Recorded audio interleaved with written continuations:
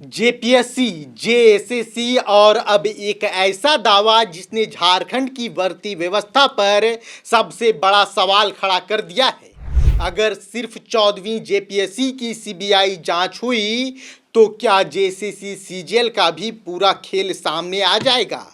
यही दावा अब सामने आया है और अगर इन आरोपों में सच्चाई निकली तो झारखंड की सबसे बड़ी भर्ती परीक्षाओं का इतिहास पूरी तरीके से बदल जाएगा।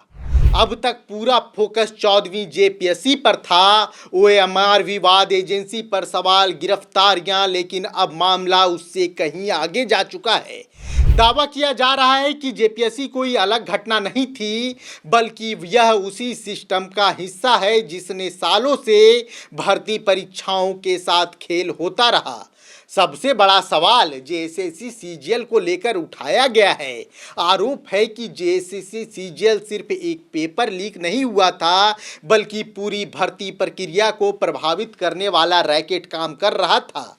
दावा किया गया है कि परीक्षा से 2 दिन पहले कुछ लोगों तक 135 सवालों के जवाब पहुंच गए थे।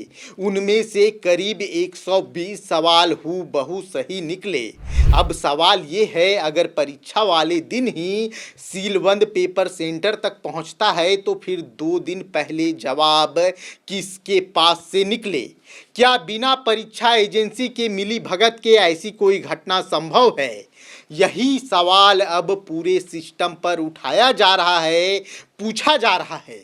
इतना ही नहीं, दावा ये भी है कि जांच की दिशा सिर्फ नेपाल एंगल तक सीमित कर दी गई।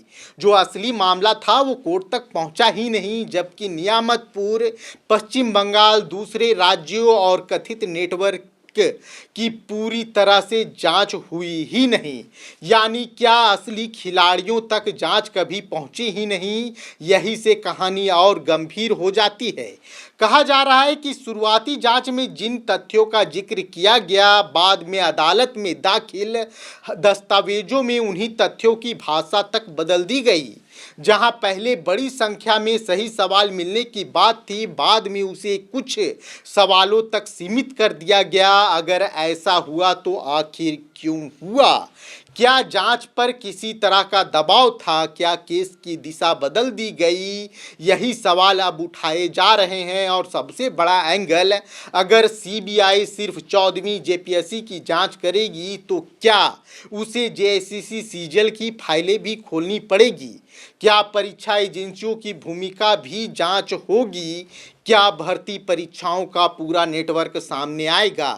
क्या पता चलेगा आखिर मेहनत करने वाले अभ्यर्थियों की सीटें किस तरह से छीनी गई? अगर जांच की आंच वहां तक पहुंची तो झारखंड के कई भर्ती परीक्षाएं फिर से सवालों के घेरे में आ सकती है।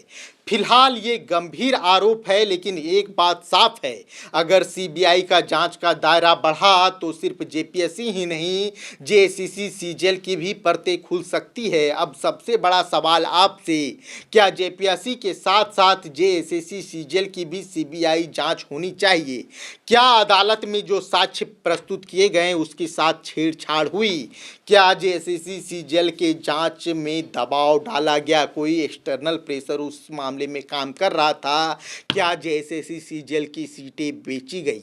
अपना जवाब कमेंट बॉक्स में जरूर दीजिएगा और बताइएगा, क्या झारखंड में जेपीएससी के साथ साथ जेएसएससी की भी सीबीआई जांच होनी चाहिए? धन्यवाद। जोहार, जय झारखंड। खबर का मतलब बवाल न्यूज। हमारे चैनल को सब्सक्राइब जरूर करें।